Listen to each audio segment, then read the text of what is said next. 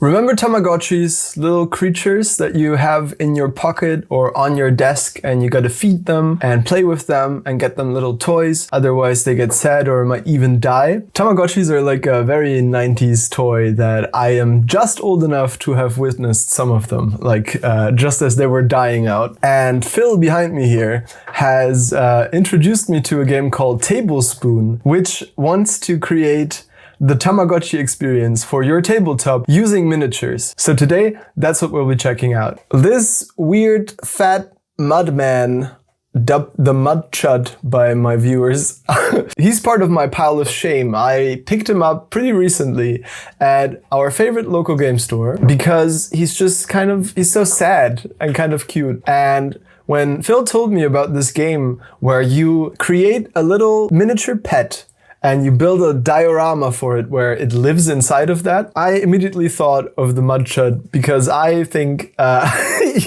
first of all, he needs to be contained for sure. I don't want him anywhere close to my other miniatures, but also because he's just a little guy. Having him as a little tabletop pet might be really fun. So we're gonna be taking a look at the game and how you actually play it. There's like some dice involved and you have to like feed the pet and stuff like that. But before we get to the actual gameplay, of course, we need to build the habitat and we need to paint the Mud Chud. So follow me on this magical journey through the land of Tablespoon. To get us sorted with our supplies for today, Phil went to aforementioned favorite hobby store and got a few supplies. Phil's always got these beautiful wooden boxes. I'm just gonna pick this up if that's all right. I'm just gonna show this. Look at this beautiful box with this rusted metal. And this is how Phil stores all of his hobby supplies, which is, I'm very inspired by that. All my stuff is like IKEA and black plastic. And I'd like to introduce some more natural materials,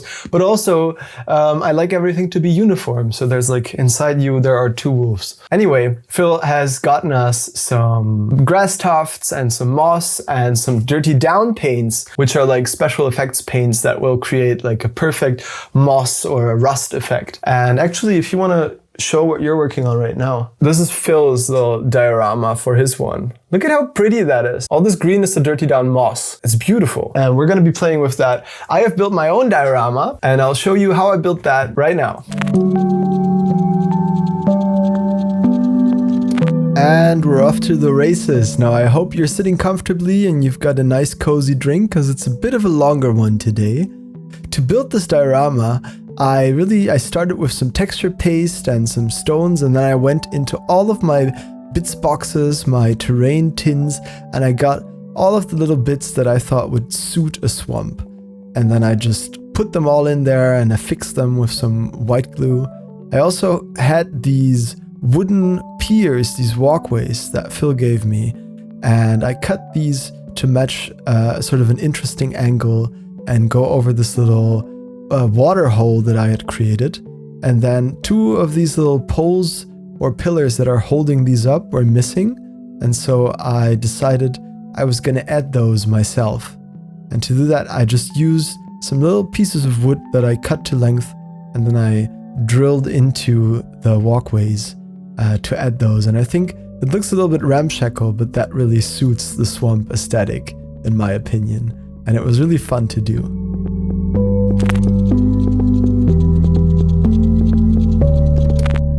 Alright, well, I called this painting because we're going to start with painting, and there's going to be a lot of painting, but I'm going to be doing more than just painting as well. We're going to be adding tufts and resin plants and mushrooms, as you can see right here, and really sort of filling this out. These mushrooms, I made these myself out of milliput when I had some left over.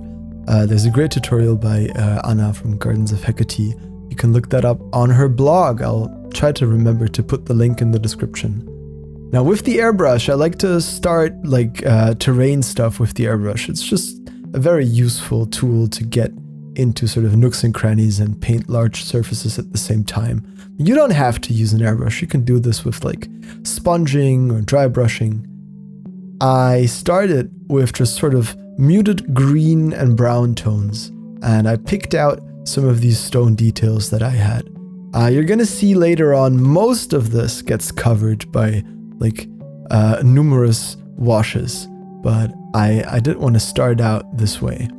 And you can see this is the first step that's going to really sort of hide most of what I've done. I wanted to try out streaking grime. Phil had brought me some and I'd never tried it before. And this is stuff that you sort of, you just slather on there like a traditional wash, but then it covers really well. So then you remove it. You work by subtracting this material, and you do that by adding some white spirits and then spilling them all over your table. Oh man, I'm sorry, Phil. I'm really sorry. I'm gonna buy you a new bottle, or you can have my other one. After those dry, I then went back in and I dry brushed all of this, and I really like the texture that this gives, but it does look a little bit dry and a little bit bland at this stage. And so the next step is going to really add some life to this. And this is Dirty Down Moss. These are these effect paints that I mentioned at the start of the video that Phil had brought me. I recently bought the Dirty Down Rust because everybody's always yapping on about it. But this moss, man, this looks incredibly nice. I'm really happy. Look at how this dries. It's such a cool effect. Afterwards, I went in with some pigment powders, and here I feel like I'm starting to introduce some stuff that I'm not really like super keen on. Like I tried to get some variation in the stone or the dirt by doing these pigments, and then also doing like these targeted washes and contrasts. But I feel like it's starting to get a little bit busy. I don't know. It still looks good. I got these little sponges, these little moss clumps that Phil brought. I use those, and these are my own grass tufts and some flowers. Now I'll talk more about this later on, but I'm not super happy with the final result, and I think part of that were these grass tufts because they shifted the overall hues much more into sort of dead browns instead of greens, and I think I should have avoided that. Okay, it's been a few days. As you can see, my background has changed a little bit. I got these IKEA Scadis boards. They're like pegboards that you mount to the wall. And my amazing mom has been 3D printing these paint racks. So I've been slowly putting my paints from one rack to the other. Now, here's where I am with the little diorama. I think it's pretty cute, but I'm not 100% happy yet. I think it looks a little bit barren and a little bit dry. And so I think I can fix that by doing two things. Number one is I want to add more foliage. I've got these moss clumps that I've already used. I want to use like big ones to have like some variety of sizes and shapes. I talked to Anna of Gardens of Hecate and she gave me some good tips. But also I think what would help is to tint everything and make it a little bit darker, a little bit greener. And so I want to do another airbrush pass over this with some inks, some transparent paints to kind of like tint everything a little bit. And that is a perfect opportunity to test out this beast. I'm not sure if you remember, but a couple of videos ago, Gallery sent me their Mobius airbrush, which has been my workhorse airbrush since I've got it. And now they've sent me this. This is the Turbo X Mini, and this is a compressor, if you can believe it. Comes with its own Get 39 airbrush, which is sort of well known as like a good budget workhorse airbrush. Mostly I'm interested to see if this sleek looking desktop air compressor can actually hold up to my ugly regular air compressor. And so I'm gonna plug my airbrush into this thing and see how it performs. Alright, so thank you to Gallery for sending this, the Turbo X Mini. To be transparent, I did receive this for free, but I did not receive any money for this video, and all of my thoughts are my own. They don't see this video before it goes out. Alright, so let's dig into this thing. This is a combi kit. Opening it up, the first thing you get is this quick start guide, which is very helpful. And then of course, inside is the compressor, which is the main attraction and the part that I'm really excited about. Look at how small this thing is and how sleek it looks. This is a really beautiful build quality. It feels like solid metal. It's got these sort of rubber feet that even got little suction cups on it. And it's got this huge LCD display, which is very nice. This knob turns very smoothly. And in here, you've got the power brick, power cord, which goes into the back. There's a little adapter, or like a airbrush holder that you can put on there. There's a hose for the airbrush. And then, of course, there's a Gallery GAT 39, which is a very famous sort of workhorse airbrush that I'm excited to use and try out. Maybe that could be like my primer airbrush in future. Look at how good this thing looks. This is next to my usual compressor, the one I've been using up until now. It looks tiny compared to that. Now, turning it on, you've got these sort of prefixed settings on there, but you can also adjust the PSI incrementally. Now, when using the PSI presets, you can easily switch between low, medium, and high pressure. It does cap out at a certain point. So if you're doing stuff that needs like super high pressure, maybe this isn't the tool for the job, but for any tabletop miniature painting, this will be more than enough. And this is really handy, actually, being able to switch between those and having it in reach on my desk without taking up too much space. All right, let's take it for a test. You can see it there in the background. It really is tiny.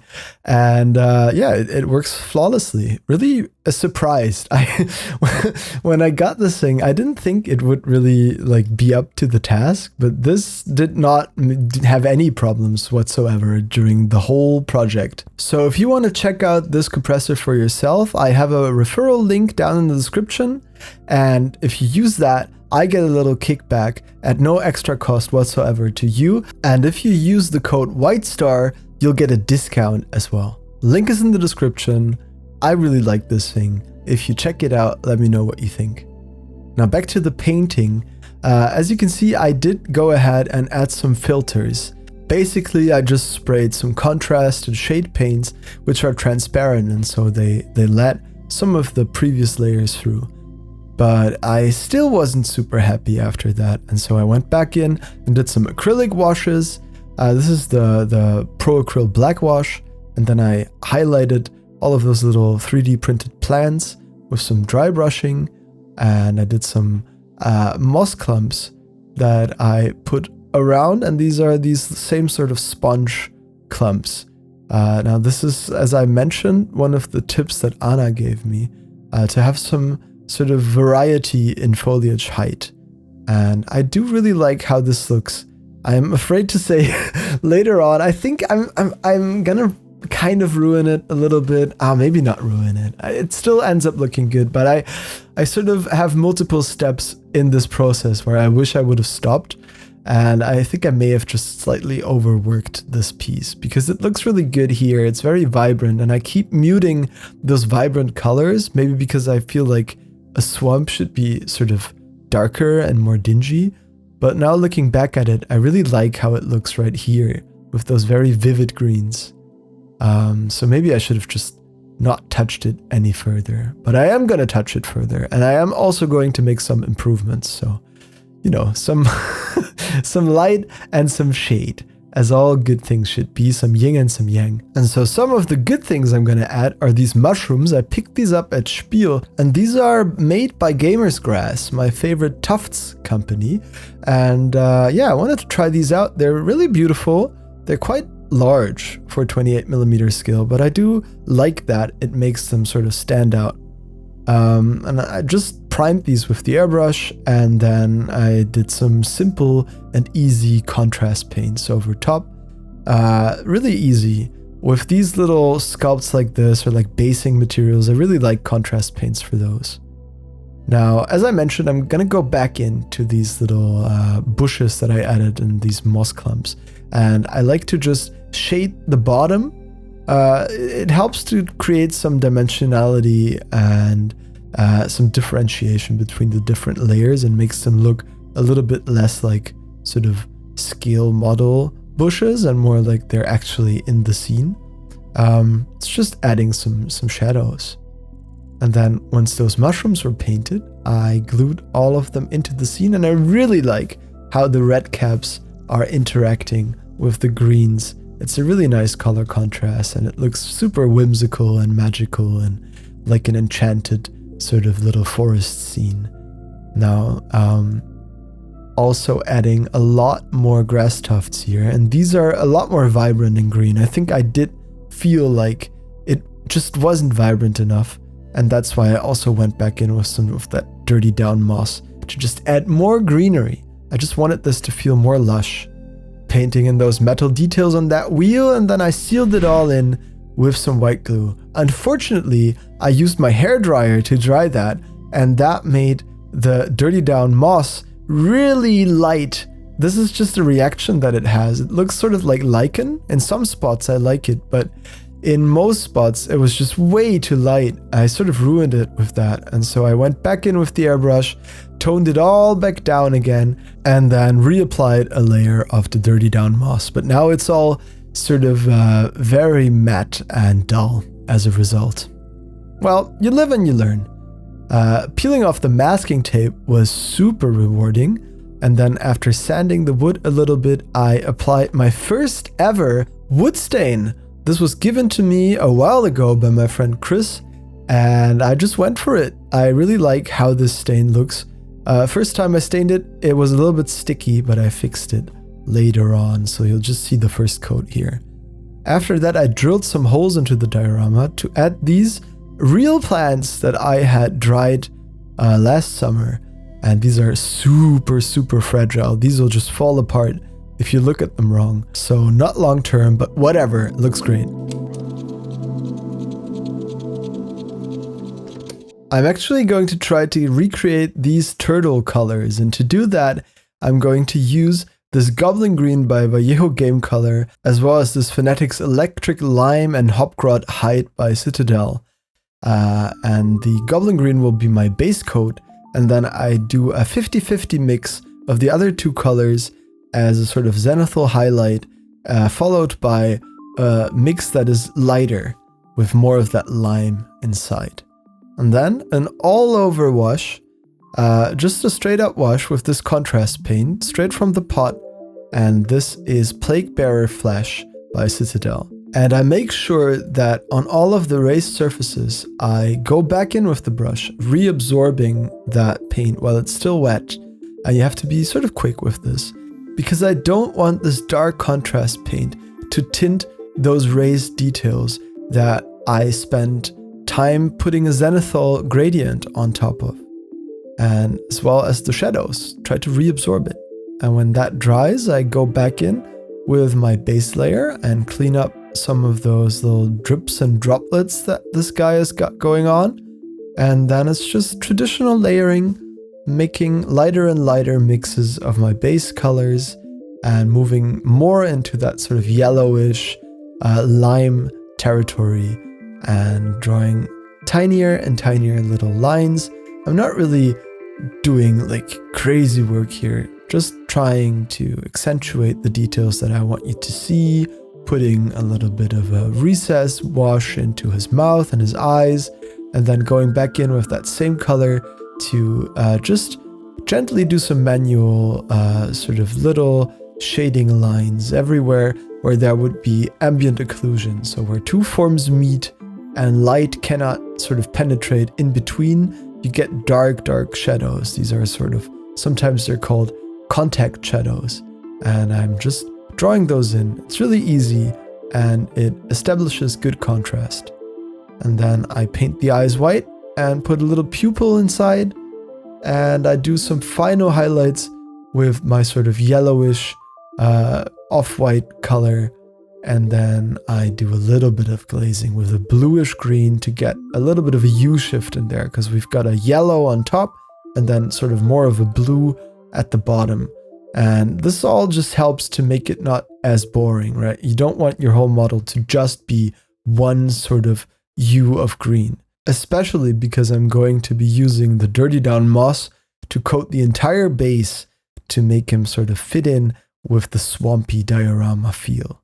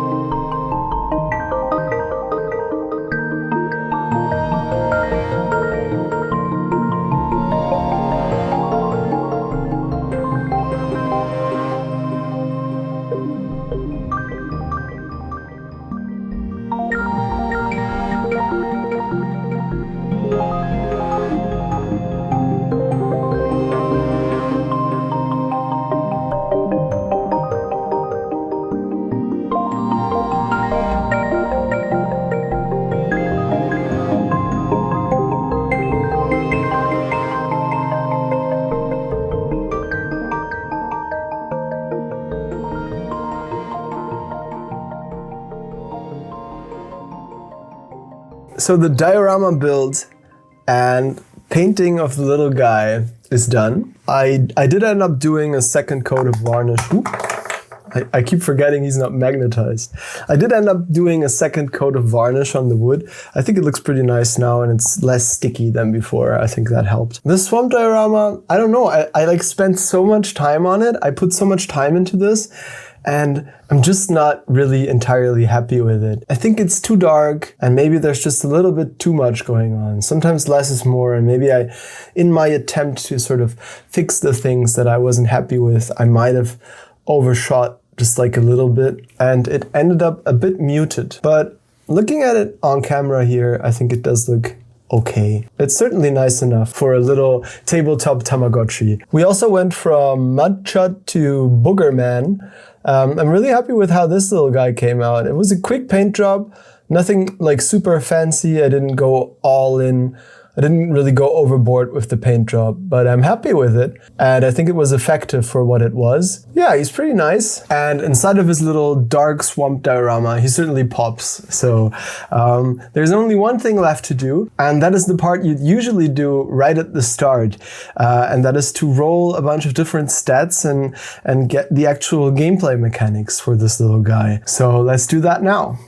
Like I mentioned in the beginning of this video, Tablespoon is a solo tabletop pet simulator game by Tanner Simpson. And the game comes with its own PDF. You can download it for free from 28mag.com. Now the PDF is completely hand-drawn and handwritten, and it says right at the start that the biggest hurdle you'll have to overcome is Tanner's handwriting, and that is very true. To get started, you either roll or choose one of these 8 creature types, and I think our creature will be a mollusk. I do not know what this says. It is very, very hard to read, so I'll just ignore it. So we'll say he's a mollusk and his diet is detritus, so he'll eat like rotten things. You then roll the stats for your creature, and to do that you first determine a nature. So I rolled 11, which will be magical. I'll add 1d4 to magic. I rolled a 2 on magic and I add 1, so he's only got a 3 in magic, even though it's supposed to be magical, but I think that fits this little guy. Rolled a 2 for health, which also equals hunger. I rolled a 5 for aesthetics, he's a handsome man. A 7 for intelligence, which is not what I would have expected. And a 4 for danger, which is about what I would have expected. Now these meters down here, these will change daily, sometimes multiple times per day. And this is kind of how you keep track of how your creature is doing. Tanner recommends you use D10 dice for these, but I'm just going to write it down for now. Now, when you create your habitat, it's only supposed to be 3 by 3 inches at first, and then you increase it, but whatever. We've got a swamp, so we'll have to roll for vermin. It's a 4 in 6 chance a vermin will spawn. But we didn't get a vermin this time. So vermin are bad because they decrease your hygiene. Although some pets can eat them. Next we place some poopies in the habitat. And then we move our pet randomly. So these are like daily activities. This is what you would basically do every day. You then subtract hygiene for every poopy. And then subtract 2d4 from your creature's hunger. Though this stat should maybe be called saturation, since it is how full your creature is. And then you subtract 1d4 from your creature's happiness. So you'll have to be active and interact with your pet in order to counteract these decreases that you otherwise get every day. And interacting is done by a number of things. First up, you can feed them. So this is the item list. You can buy different food. I'm going to buy some rot. So you get a fixed amount of money every day. I'm going to subtract some money, and then I'm going to buy some rot, and then I'm going to pet him. Petting your creature allows you to roll against their friendship stat to see if your friendship increases, which it did in this case, and then also their happiness will increase. You can then take care of some of the poopies to get that hygiene back up, and then you can also brush them or clean them, which will get their hygiene back up. And then feeding is done by first rolling to see if your pet likes to be fed, and then if they do want to eat, you roll for nutritional value. So in this case, it's a D3 for every piece of rot that I'm trying to feed him. And when they do eat, they gain happiness. So that's how this works. And this is what you'll be doing basically every day until they die or run away. Well, there you have it. That's how you generate the stats for your creature and how you sort of generally take care of them. I'm a big fan of trying different stuff with the hobby, and having a little tabletop pet like a Neopet or a Tamagotchi, I think is a very cute idea. I don't know if it's gonna be for me necessarily. I'm pretty bad at remembering stuff and taking care of things. I already got my hands full with my real dog. But maybe if you've not got a real pet yet, or you're just looking for something to add a little bit of whimsy to your day, have a little sort of ritual that you can do where you interact with the hobby in a very intimate and fun way, then I think Tablespoon might just be the perfect game for you to try out. So, what did you think? Are you going to be rolling up your own Tablespoon pets? Are you going to be trying this out at home? Building your own little dioramas? I'd love to hear your thoughts in the comments, and I'll see you in the next one. Thank you so much for watching. Bye-bye.